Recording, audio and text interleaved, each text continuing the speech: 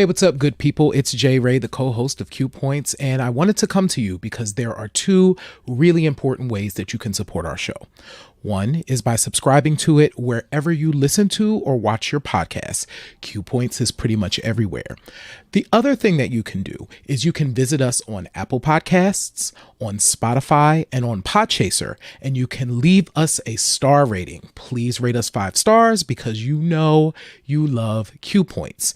And on Apple Podcasts and on Podchaser, you can actually leave us a written review. It's not required, but it really does help to spread the word about the show, and it helps people to discover it as they're looking for new podcasts to listen to.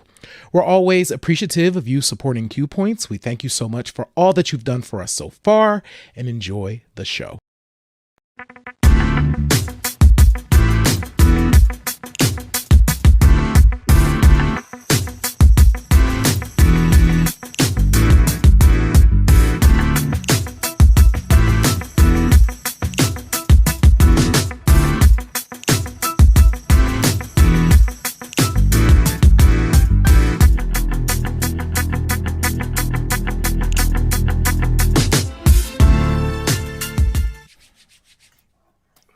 Hey, welcome back, everybody. I'm DJ Sir Daniel. And I am Jay Ray, sometimes known by my government as Johnny Ray Cornegay III. What's happening, y'all? Welcome to another episode of Q Points, your safe space for meaningful dialogue around Black music and the bliggity Black artists that we know and love. Jay Ray, it feels like a month of Sundays since I last saw you. But we legit just did the show a week ago. But it feels like a lot of time has passed in between. Am I the only one? No, you're not the only one. I was saying that to somebody earlier. It was either yesterday or today where I left town. So, I went out of town. You had a gajillion things going on this weekend. It feels like, and check it. I was only gone for maybe 36 hours. Maybe 36 hours. It wasn't super long, but yes, it absolutely feels like forever since I've seen you. Man, listen, and then on top of that, we've got this winter-spring weather mix going on. It's spring again here in Georgia. Right. Just so for all of those that are outside of Georgia, it's spring again here in Georgia, and we're just trying to make it do what it do.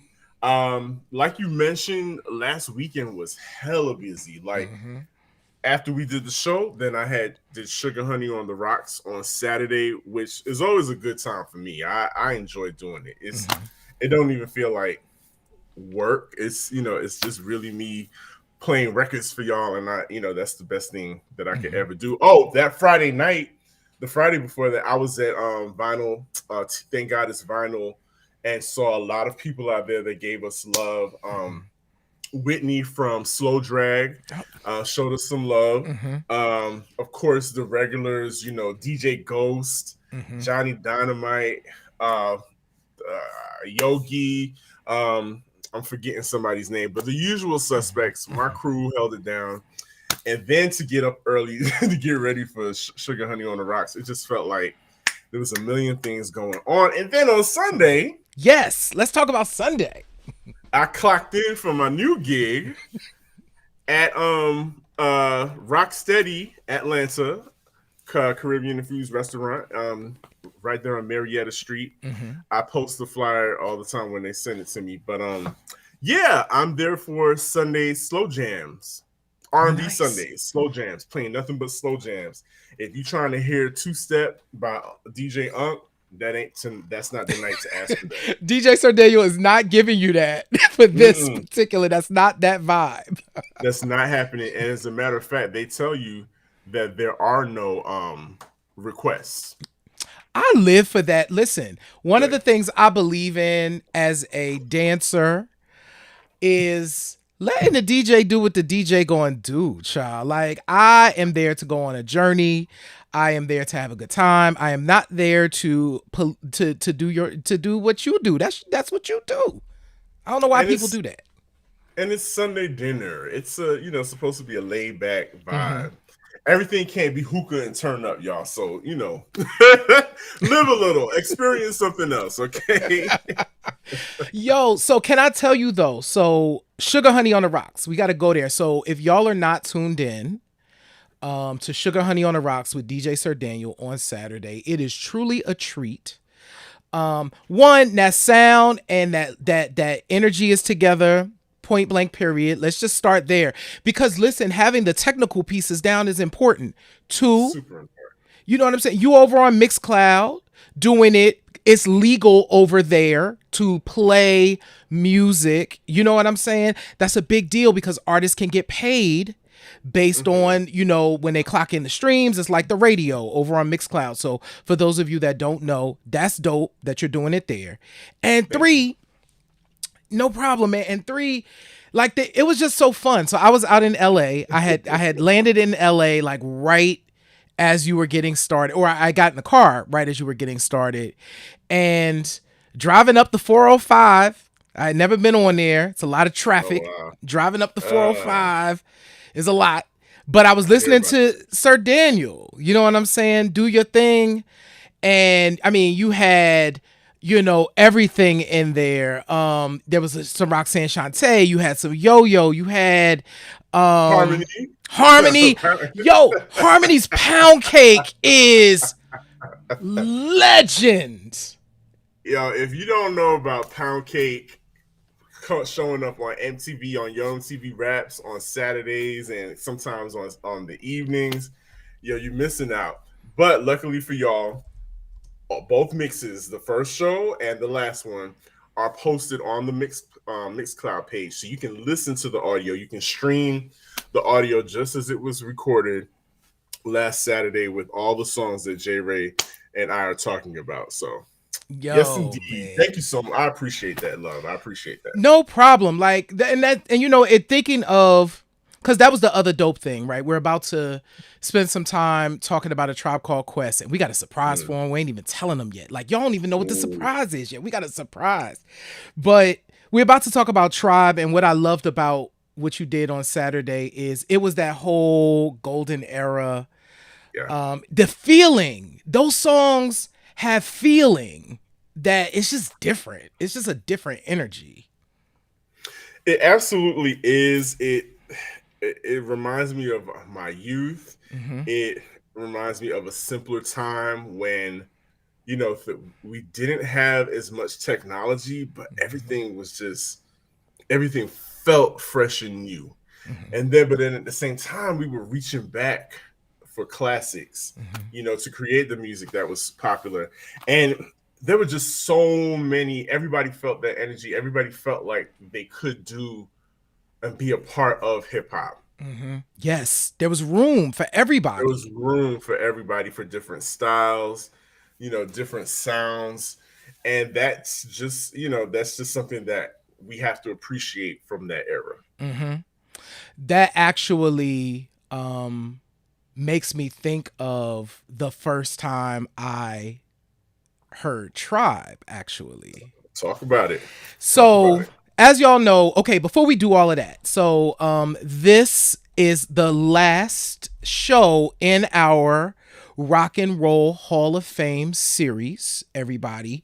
We have been encouraging everyone who's listening, and we'll get the link in the chat in a second, to go to the Rock and Roll Hall of Fame page and do a fan vote, right? Yes. To show support for the Black artists that are nominated. So we've already talked about Dionne Warwick, we've talked about Lionel Richie, we've talked about Fela Kuti, and today we're talking about A Tribe Called Quest. So don't even be playing. Y'all need to go vote and show love for the artists that we love and that have, like our surprise said in the conversation, have given us the soundtrack.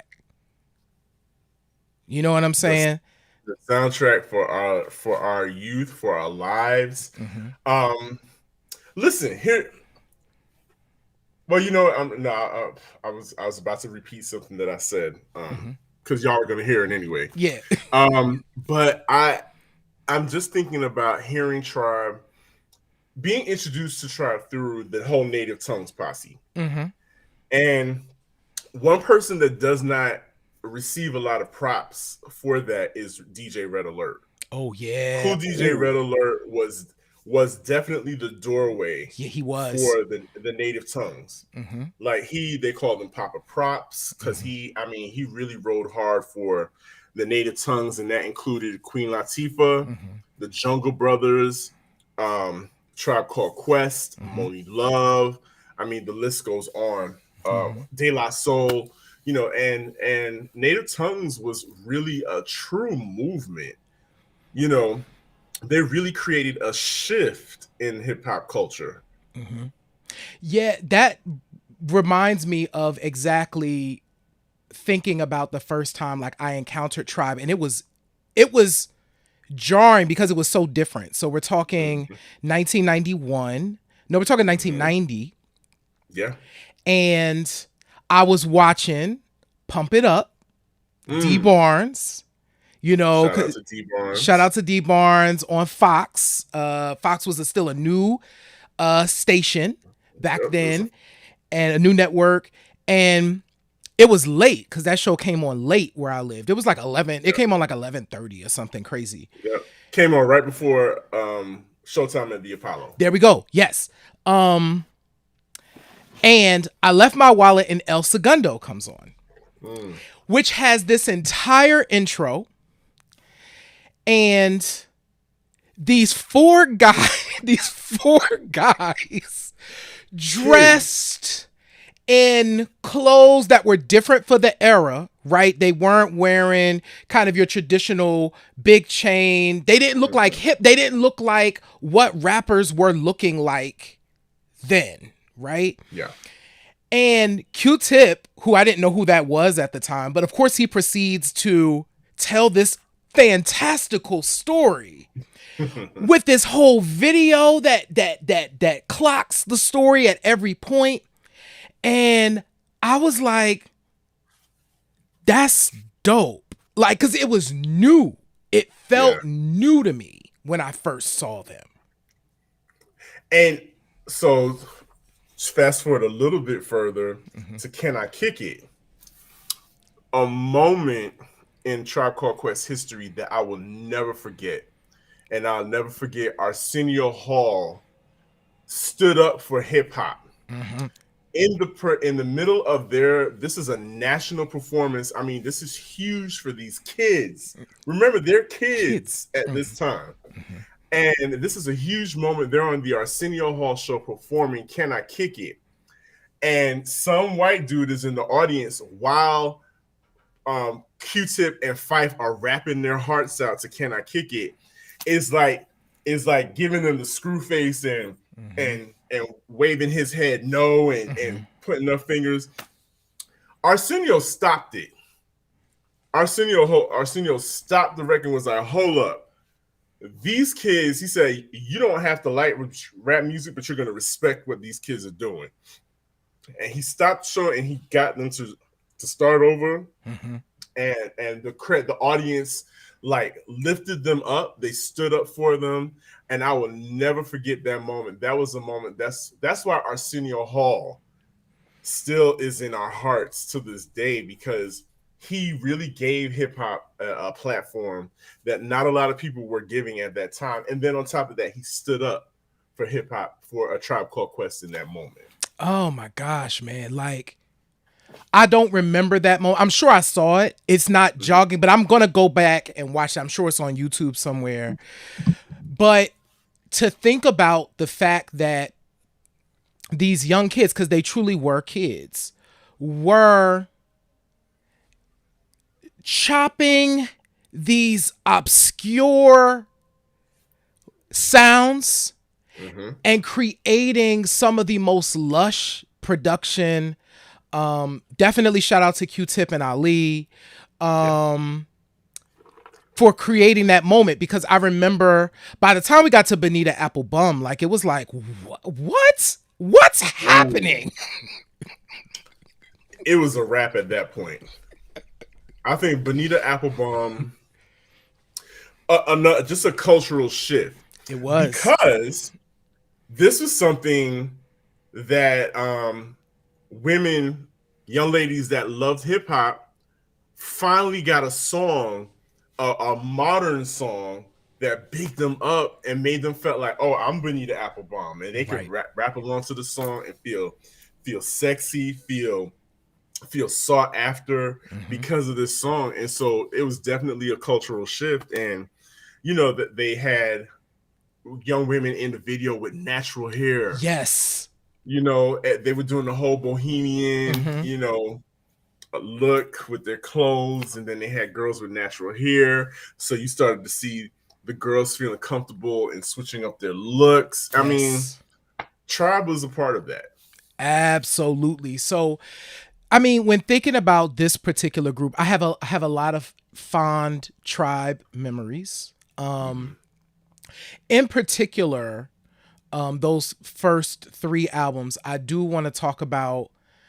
Low End Theory is just, dear goodness, like I mean, it was just joint after joint. That whole Yeah. record from top to bottom is just incredibly solid. One of the funniest stories, uh, this from the documentary, and it was Chris Lighty. Rest in peace to Chris Rest in Lighty. peace. Yeah. Such an architect, that one. People forgot he was a Native Tongues member. Exactly. You know what I mean? And he tells the story about, like, no, like, I had to go take the record. Like, literally, Q-Tip would have kept working on the record had I not physically gone and taken it. So can you imagine, y'all? Can you imagine, Sir Daniel? Like, what we heard is what he would have kept tweaking that. Imagine if that was 100%. What could he have done? But then again, we did hear a lot of fly remixes. We Like, did. to me, the whole the Scenario remix. Y'all know what this face is. Y'all Black can't see people, this face if you y'all know this. listening. I'll never forget hearing the Scenario remix on Rhythm and Vibes with Talib and, gosh, I can't remember his name. Anyway, they dropped that joint and it was bananas. It gave the record a completely different feel. Mm-hmm. They had a young guy on there. He died like super, like, after that record came out. He died very soon after that. I think he was either killed or something. But yeah, he set off the record. It set it off real crazy. He said a couple things that was, you kind of, give a side eye to. It was the 90s. That's a whole other show. It's a whole nother show. But if we think back to it, like, they carried on the whole idea of remixes when remixes were remixes. Like, they really gave us a whole nother record. Yeah. With that Scenario remix. Yeah. The Scenario remix was nuts. But even when I think of Scenario as a launching pad, Busta Rhymes exploded. Like, the moment we heard "Row Row" like a dungeon dragon, it was like, oh no, that's the future. That's the future. Like, that joint was so next level at that moment. And it was a posse record that, you know what? It's funny. I mean, there were obviously posse records, but I mean, the Symphony, one of my favorite posse records, right? Mm-hmm. And this was in that vein of, like, there was like nobody that was like a slouch in the posse. Nobody was lacking. Yep. Nobody was lacking. I'm getting goosebumps still thinking about that. Can we talk about the video real quick? Let's. The video was next level. The video was kind of the precursor to what you are looking at right now. Literally. Ain't that crazy? I mean, and that was back in 90, what, 91? That was 91. 91. That record came out in 91. Crazy. And another thing that they did, a lot of people give Missy Elliott credit for this, and she deserves all the credit that she gets. But Tribe did the whole introducing another record at the end of at the end of the video, and gave us that crazy ass Phife microphone check 1 2. What is this? Phife. I think he got 5 mics in the source for that verse. If I'm not mistaken, I want to say he got 5 mics for that verse. Listen, and well deserved. So you know what, you're absolutely right. And remember, at that moment, they put on like the crazy plastic eye thing over too. Like the whole feel, y'all, of the video changed. Futuristic. Absolutely. Futuristic was futuristic. Yes. Right. So what I love about what they were able to do was, of course, it was like you said, it was like a shift. And to get to Midnight Marauders, which I felt like was a refining of everything that they had done. Like Midnight Marauders just absolutely felt like, ooh, they have cooked to perfection now. This is it. But I don't even want to talk about the record yet. Can we talk about the cover? Get out of my head. Get out of my head, because I was thinking about the album cover. The album cover is legendary. Every and anyone who was anyone in hip hop was on that album cover. And if you weren't on the album cover, I'm certain that you were envious that you were not a part of that album cover. Yes. So to describe the album cover for those who might not be familiar, if you're watching Q Points and you're not familiar with the album cover, I think that's weird, but welcome. The Midnight Marauders album cover with your hip hop elite from everywhere. Jazzy Joyce, Africa Bambaataa, everybody you can think of. Even the West Coast Cats was on there, right?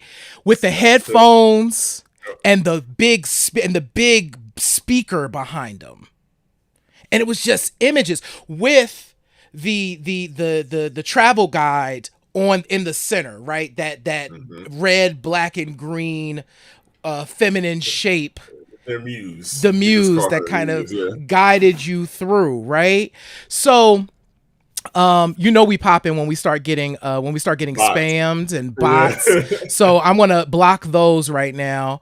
But so good, that's blocked. But thinking about that cover was just like, if you weren't on it, you have questions. Like, are you really a hip hop? Are you really a rapper or DJ or breakdancer? I remember Joyce remember that time I interviewed Jazzy Joyce. Absolutely. And she talked about being on that album cover and the stories behind it, which were too numerous to go into.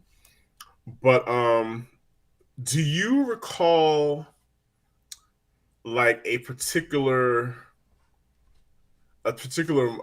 song off of Midnight Marauders that just resonates with a specific moment for you?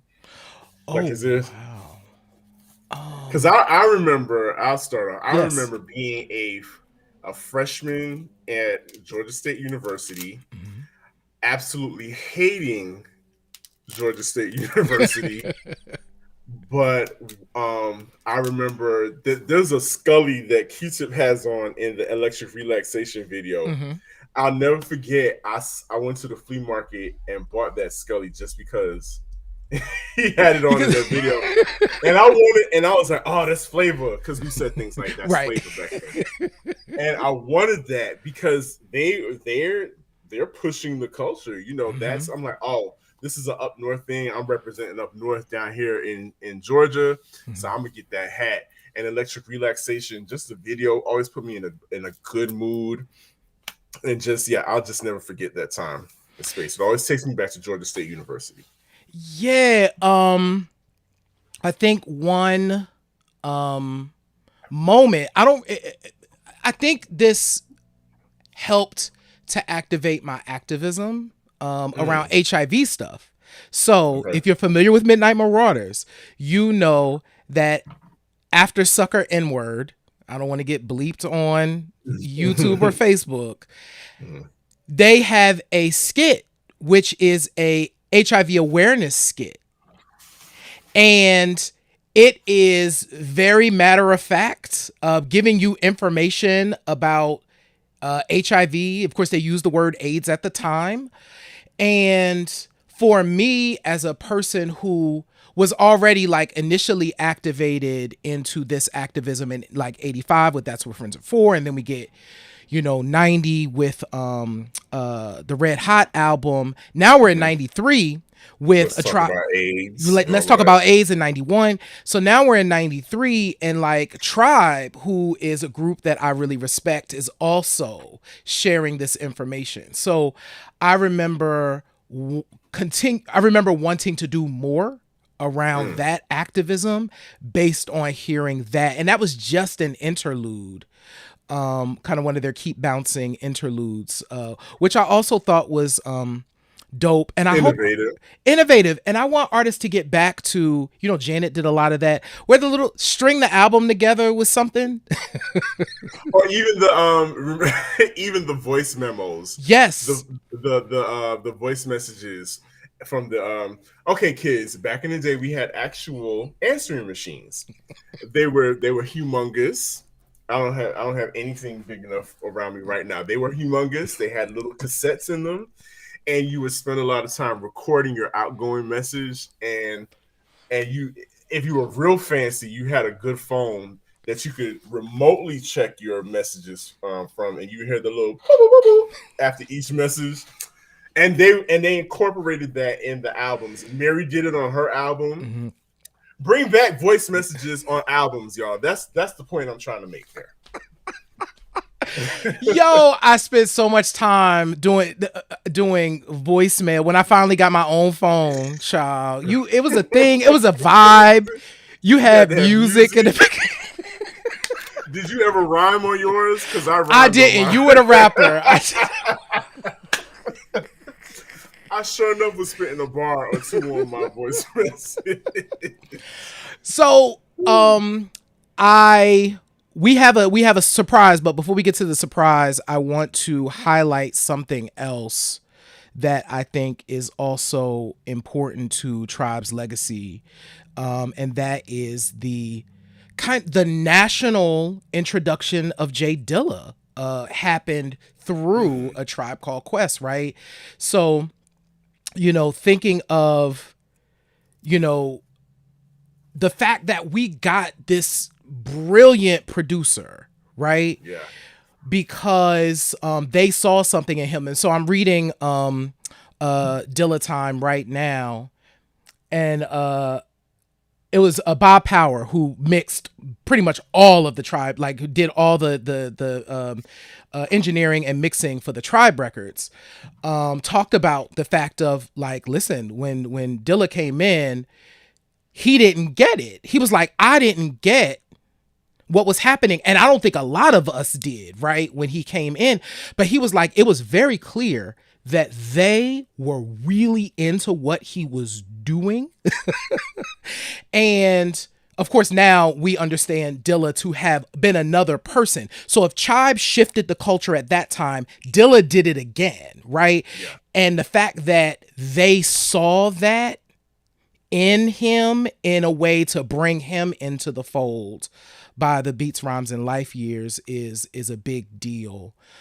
So I wanted to lift up kind of the fact that they gave us the gift of Dilla and history. We also got Lucy Pearl. We got Lucy Pearl because of them. Because of Tribe. Mm-hmm. Yeah. And I mean, and for real, we kind of got the Soulquarians because of them. We kind of got basically what Raphael Sadiq has ended up doing, right?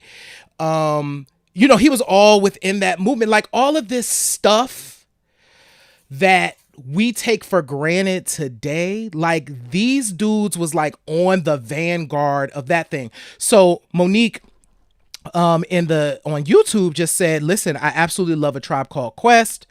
What an iconic group. My favorite album is The Love Movement. So thinking about what hip hop became right after the Love Movement, incorporating that kind of instrumentation that was happening on that record. And, so yeah, a lot of what we do today, they were on the vanguard of. Even and we can take it a step further. I know we're gonna go to the surprise, but thinking about tours, Mm-hmm. concert series, Mm-hmm. because of Tribe, we got Smoking Grooves. Mm-hmm. We got, they made their way into the Lollapaloozas Mm-hmm. and mainstream concerts, huge concerts, outdoor concerts, and we're talking about international touring on top of that as well. I Yeah. mean, yeah, hip hop was touring back then, but I mean, the international love for Tribe is otherworldly. Yeah. I mean, the way they go in for them in Asia, Mm-hmm. parts of Japan and whatnot, it's crazy. Yeah, It's crazy. man. So, Sir Daniel, you had J-Ray. you had the pleasure of doing something cool that we're about to tell the people. Tell the people what we're about to experience. So first and foremost, I have to thank my plug, my sister, my right hand woman, Peppermint Gaddy, for putting in the call for me and making this link. You know how sometimes you hear something in your mind says, "Oh, do this," Mm-hmm. and you don't know how it's going to get done, but it's something's telling you that it needs to happen. That's exactly what happened, and we are about to talk to um, DJ Rasta Root, who was the tour DJ, Mm-hmm. manager, and friend, Friend. brother, executive producer of the producer of Fife's Forever album that comes out next week on March 22nd. DJ Rasta Root gave me some time, y'all. I got to talk to him and chop it up about none other than Phife Dawg, legendary member of A Tribe Called Quest. If we think about the bugging out Mm-hmm. aspect, like we talked about yesterday, Mm-hmm. that, like I said, was the moment that Phife shined, got his 5 mics in the source, and took off as becoming one of the most notable MCs in hip hop history. So, without further ado, Rasta Root, ladies and Yes. gentlemen. Key Points family, I told you we have a special treat for you for this episode. In wrapping up our campaign for the nominees of the 2022 Rock and Roll Hall of Fame, we are honored to have somebody who has directly worked with a member of A Tribe Called Quest. And I'm sure we're going to find out that it's more than just him being his DJ, but we are lucky to have with us right now DJ Rasta Root. Welcome, brother. I thank you so much for joining me. Big up to Peppermint Gaddy for making this happen. I listen. Sure. That's my sister for sure. Yep. So listen, you made the announcement on Instagram the other night. You posted the album art for Phife Forever, which drops on March 22nd, next week. Yes. Tell us about what it took, just a little bit about what it took to piece the album together, to put it together, because you got people on there like Angela Winbush, De La Soul, Redman, Dwelle. The lineup is crazy. Yeah. I mean, really, I think the most important component about creating this album or finishing this album was keeping in mind what he wanted for the album, down to the artwork, down to the typeset, down to the ideas for the cover art. What would be the aesthetic that Phife would have wanted? And so that extended, of course, the music. So luckily, everybody who's on the album featured, whether it was recorded when he was here or after, was somebody that he had an experience with, had a conversation with about being on his album, or just loved their music. So he had spoken to Rhapsody about her being on the album, loved her music, and we were able to call on those conversations. And she said, yes, he did talk to me, so I'm definitely down, whatever you need. Those kind of things happened to bring this album to the finish line. So I think what makes this album so great, beyond the music and creativity, is it's authentic Phife. It's not fabricated Phife. It's not what we think Phife would have wanted. It's not somebody coming in and just kind of putting it together so it sells or having features that don't really make sense in a Phife album. It doesn't have that. So everything you hear on there is literally Phife, and that's what I think that's what's going to make it such a great classic album. So, and I mean, this is a testament to you because, Phife left us back in 2016, and you tell us about your relationship with him, how, when you started DJing for him, and because in order for you to be tasked with putting this album together and making sure that we get it as fans, and that's a heavy task. So that means there's a lot of trust within you. So tell us about your relationship with Phife. I mean, definitely. So, I've met him over the years in the 90s, here and there when I was a fan and he was who he was in the group. And then, I moved to Atlanta in 97 and we hooked up in the studio and kind of like hit it off, lost contact for a little bit. And then maybe 6 months later, he called me through a friend for me to DJ a show for him because he had a solo show and he had no tour DJ. So I knew in my mind that I wanted to DJ for him and I was going to try and make the type of impression that would allow me to continue to be his DJ. So I knew what this opportunity could have been. I knew I wasn't taking it lightly. The call wasn't taken lightly. I knew this was a moment in my life that's pivotal, that could change my life, not necessarily financially, but just being a huge hip hop fan, to work with someone you admire or music you admire it's a dream. Like I say my life is sometimes a hip hop fairy tale because till this day, if, when Phife would call my phone or Tip would call my phone or Busta, whoever called my phone, I'd look at the phone and for a second I'd be like, this is wait, like, is this really happening? I mean, it doesn't get old. It doesn't get old, and that's not a fanboy. It's just like, I remember reading about these people and they were so removed from my life, you know what I mean? And my existence and the things you saw had nothing to do with my life and my experience. But somehow or another, God saw it fit for me to cross with him at the moment we did.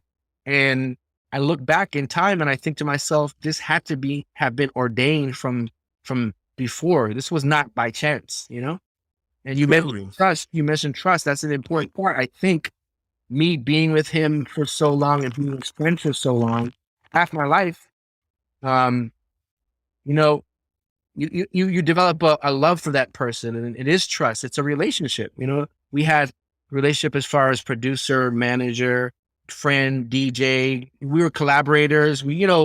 All those things. We had those things, those roles for each other in our lives. So when I look at it now, you're right. Like, it would have taken a person like me, as involved in his life as I was, to be able to complete this album, because I remember our conversations and what he wanted, what he didn't want.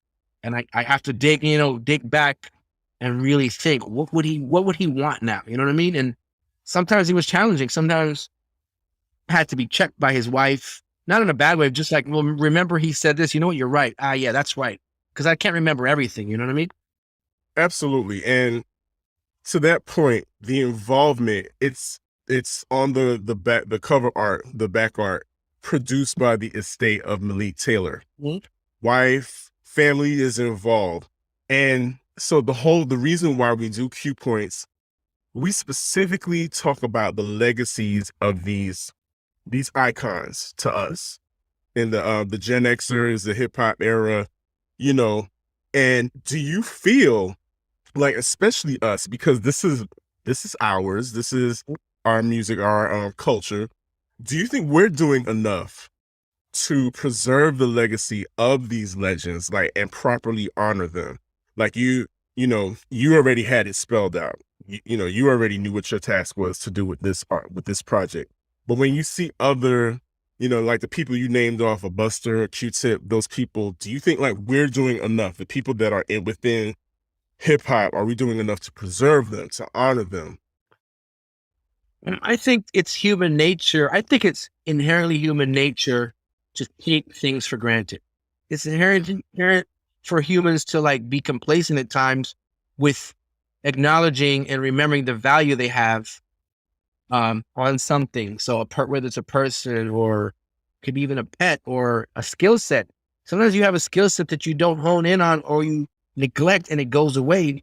it's almost like you don't really honor your blessings, you know? And these people and these beings and these creators that are put in our lives that have created our soundtracks are blessings, you know what I mean? And if we were to view them as blessings and we were God-fearing the way we should be, then we would totally honor them, not by just posting on your Instagram, happy birthday to so-and-so, or this album was great. There's other ways to do it, and we just haven't, we've been lazy in trying to be creative in how else can we honor these people and give them their roses. You know what I mean? Yes, I do.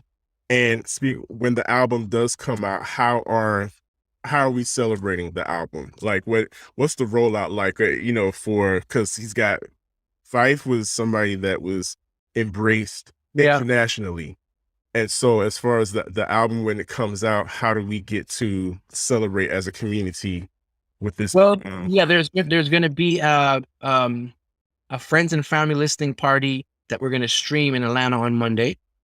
We're just working the details out on the stream part of it. He was very much a lover of his fans, so we don't want to not include them in that. And then on the 23rd, there's a Q&A release party in New York with Peter Rosenberg and the family. I think I'll be there and a couple other people. And we just want really people to take a moment, really, when you get the music and you download it or stream it, just sit and listen to it from top to bottom, front to back. Like the way we laid it out, it's very much a story, very much flows. It's interconnected by different, transitions and interludes that make sense. So my thought is I wanted this album to be a total listening experience, because Phife's pen is very much graphic. So he's a storyteller. So when he's saying things in his raps, you really can visualize it. And I didn't realize that about him until doing the album, that he is I see why he's a fan of Slick Rick's and all these other storytelling rappers, because that's what he does too. He tells very vivid stories, Yeah. So earlier I mentioned about, the Gen Xers and how, A Tribe Called Quest as a whole impacted us.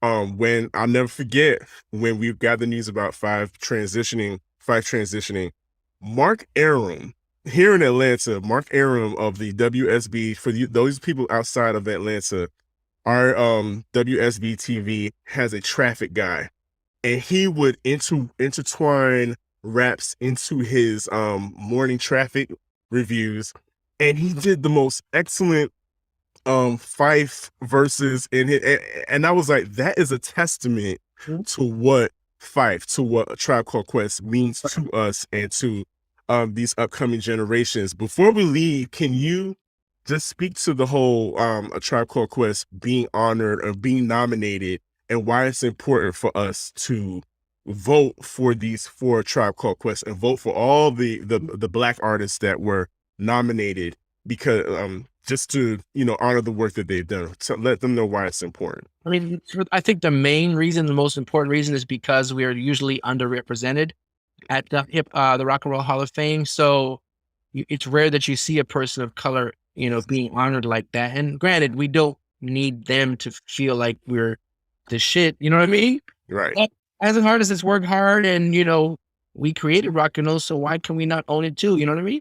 That's how I look at it. So I feel like, yes, we should vote, but we should also understand that our vote, if I'm not mistaken, our vote counts as one of 250 votes. The fan vote does. Yes. So even though we might have a landslide, voting where Tribe might be number one, or, whoever else, Fela, whoever might be number one, doesn't mean that it's going to sway the vote. It's going to go that way, So we have to there's some realities to that. You have to be prepared for that, those people who are in that secret committee are going to vote how they're going to vote. However, showing that support and seeing those numbers go up when you look at the fan voting page, that is a way of honoring them. That's a way of showing that you're paying attention, that you're noticing. I see you. You know what I mean? It's the I see. You know what I mean? So, like Phife said, never let a statue tell me how nice I am. It's kind of the same thing where I know what my talents are. I don't need a statue or a person or anybody to tell me how nice I am. So, yeah, we don't need it, but it's nice to have the little pat on the shoulder. This is dope. I think Tribe deserves it. I think a lot of groups deserve that. You know, I think there's a lot of smaller groups that should be honored. Small groups that had one or two songs that were small pieces of the puzzle that created that feeling for the 90s. The 90s wasn't just Tribe and NWA and these bigger artists. It was those plus everybody else who filled in the gaps that made it this. So you have to give credit to even the smallest group, like a Boogie Monsters, who had a song Recognize Thresholds of Negative Stress, which is one of my favorite songs. It does something spiritual to me, and I don't know what it is when I listen to it. It does something to me, and I can't explain it to this day. The Push Babies, people like that. Yeah. Oh, yeah, it's just something about as soon as I hear those songs, and I'll be like, it takes me right back to where I was when I first heard it or what I felt back then. And that's the power of music. And that's why I don't discount any of these artists that have had one song. They might have one hit song. To me, they still should get the same credit. Absolutely. DJ Rasta Root, man, I appreciate you so much just for taking this time to talk to us, talk to the Q Points family. You're a busy man. Congratulations to you and the whole estate, the family, for getting this project together. March 22nd, we got Fight Forever, and we want to thank you especially for helping with that. Thank you so much. I appreciate it. And you know, shows like these were also a way of honoring people. You know, there's people that are your viewership that don't know who I am, and so this is a way of exposing them to people like myself and other people in the scene that are impactful and have done their part, but may not get the accolades that they might deserve. So I appreciate you, and I applaud you, and I thank you, and I thank your viewers for taking the time. And any way I can help to move your movement forward, just let me know, and I'll be glad to help. Will do. Thank you so much, man. Sure, man. Wow. Where's my applause button? I used to have an applause button. Yo, this is two in a row, man. And you, Sir Daniel, I'm gonna big you up. You're so good. Well, I knew this already. You're so good at Sir Daniel. I'm talking to everybody. Isn't Sir Daniel an amazing interviewer? Give him some love. He deserves it all. He's good at this. I appreciate that. I really do. And I really enjoy it because I'm legit curious. I am legit a student of this culture, of the movement. Rasta Root said something so important about how the 90s and this culture was just not built on large groups like Tribe, NWA. There are people in between who may have only had one hit song, but they're part of the hip fabric of hip hop too. And that's why I do what I do on Saturdays. That's why I play what I play on Sugar Honey on the Rocks. Because you may not, and I say it on the show, I say, hey, even if you don't recognize the song, it's okay. Yeah. Because this is hip hop. We're here to learn about, learn something new, learn about people who have, you know, the people that are here today are standing on their shoulders. So yeah, I absolutely felt him on that. And maybe it's the DJ connection because that's something that we understand. But yes, absolutely right, man. These people have been dropping all kinds of gems on our Q Points family. Absolutely. That idea of the pieces of the puzzle really resonated. Because we talked about this, I think we may have mentioned it. We often mention it, but I know that it came up within the last couple of shows, is the fact that these artists matter. You know, it may seem insignificant to folks, but it's not. Because behind you on that rack and behind me on this rack, there is someone who may have only blown commercially that one time. Let's bring it to native tongues right now. The Choice Is Yours is still on the radio to this day. Monster of a song, to right? This day. You know what I'm saying? I know Here Flavor of the Month. That was the first single. I love that song too, but Choice Is Yours by Black Sheep is still on the radio today right now. And Black Sheep mattered. They helped move the culture to a new place. And we gotta honor those folks, man, for all the work that they put in, for what they helped to build.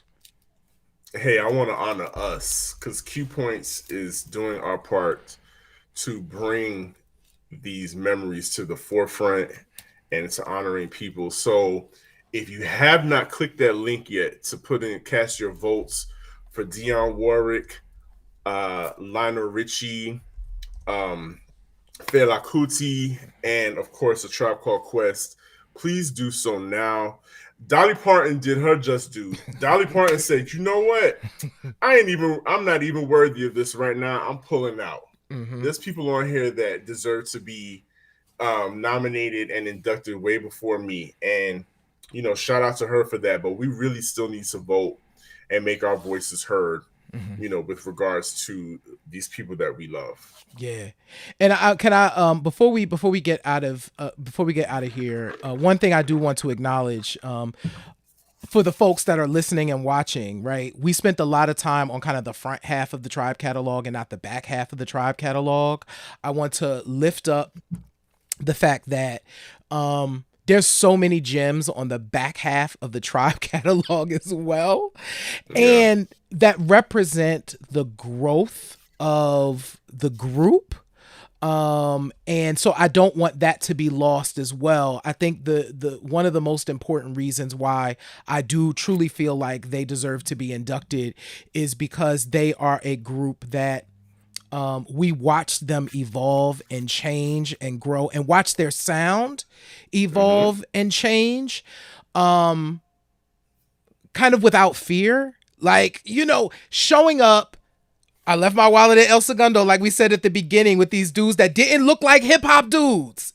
Yeah. They didn't look like 1990 hip hop dudes, right?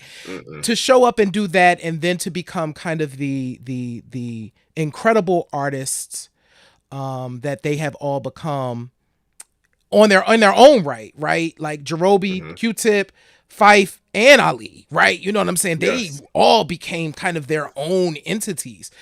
We have to celebrate that. So I just wanted to make sure that we show love as well to the back half of the catalog, because there's a bunch of gems on the back half of the catalog too. So if y'all haven't heard them last three, the Beats, Rhymes, and Life, the Love Movement, and the Thank You, We'll Take It From Here record. I probably got the title wrong because it's a lot of words. We got it from here. Thank you for your service. Look, I just combine words together, right. But just wanted to show some love to that as well. Absolutely, because to your point, those later records show that they still weren't afraid to take risks. Because a lot of the solo joints, like Tip, for instance, crazy. He took a huge risk. He did with Vibrant Thing and Breathe and Stop, and the joint about riding in the car. Those are some pretty ballsy moves for someone to do on their own. On top of that, because those were solo joints, and so but that's a testament to all of them, like you said, to all of them, and then that's what makes you a game changer, I guess. That's what makes you iconic, and and the vanguard of one of the vanguards of hip hop to this day. So, shouts out to Q-Tip, Ali, Phife, Jerobi. Just the whole Native Tongues, that whole era, man. Flavor Unit came out of that. It's just so much. So much came from that movement, that moment in time. And I'm so lucky that we were there to experience it. Yeah, and I'm sorry, I didn't mean to cut you off, Sir Dane. No, I apologize for that. I think the other thing, and we probably need to just do a Native Tongue show. The other thing about that movement, I think that's funny to remember, is it wasn't very long. And there's not a lot of collaborative output as a result of it. It was in a lot of ways theoretical. It was like theoretical, more than it was kind of like a solidified thing. And I think that's interesting because we still remember the Native Tongues movement fondly, but Buddy is kind of the main thing. You know what I'm saying? When you think about that era. That's really their posse cut. Yeah. That's really their posse cut. And which Queen Latifah sung on that joint. It was just a lot that happened, you know what I'm saying, as it relates to that. But yes, I feel like we do probably need to do just a native tongues. And then there was almost like a resurgence of it, you know, Talib Kweli, and it was like a whole thing in the early 2000s that I would like to revisit. I think I'm remembering that history properly. So I think that would be fun. We probably got to do a native tongue show and just kind of break that down. You know, I'm with it. And talk about Prince Paul. Prince Paul. Prince Paul, wow. From Stetsasonic to, I mean, just giving us all Wu-Tang classics. Mm-hmm. Literally. Paul did, oh, yeah. And there's so much to the Prince Paul legacy. Do you remember the Handsome Boy Modeling School? This is a departure, but do you remember the Handsome Boy Modeling School? I do. Fun. Was that that was kind of like our introduction or a kind of a doorway for like the Kanyes and the Pharrells to come through. Dan the Automator and him did this kind of collaborative effort that they called Handsome Boy Modeling School, and it brought in it was just dope. Like, it was super dope. So they had 2 joints. We got a lot to talk about. Okay. Yeah. Look, we are up against the top of the hour. So that means we're not going to keep talking your heads off, because we can keep talking. If you know us, you know we can keep talking, especially about music that we love. But please remember, as it's coming up on your screen to become a Q Points Insider, just click the link. Click the link right there to become a Q Points Points Insider, and then also stream us on your favorite place to listen to podcasts, including Apple Podcasts. But more so, click on that Podchaser, because Podchaser helps us out. For real. You give us a nice little rating. It's kind of like Uber ratings for podcasts. You give us a nice Podchaser reading. That gives us more stars. You push us up to the forefront. You know, the next thing you know, you see your boys on top and being interviewed all over the world, you know. But please, the link is right there. Subscribe on YouTube. Some of y'all are watching on YouTube tonight. It's just the best. We appreciate you. We really, really do. We absolutely do. Thank you so much, DJ Rasta Root, for your time. Peppermint Gaddy, I see you. I know you watching. I love you. Thank you so much for doing that, for linking us. And don't forget, Sugar Honey on the Rocks on Saturday, 2 p.m. Eastern Standard Time. And if you're in Atlanta, you can come by and see me at Rocksteady on Sunday evenings for some R&B Sunday slow jams with DJ Sir Daniel. I love it. Yo, this has been super dope. Thank y'all so much for hanging out with us once again. And Sir Daniel, what you got for the people? You got to leave the people with the gem. That's what I always tell y'all. In this life, you have a choice. You can either pick up the needle or you can let the record play. I'm Sir Daniel. I'm J Ray, y'all. Peace. This has been Q Points with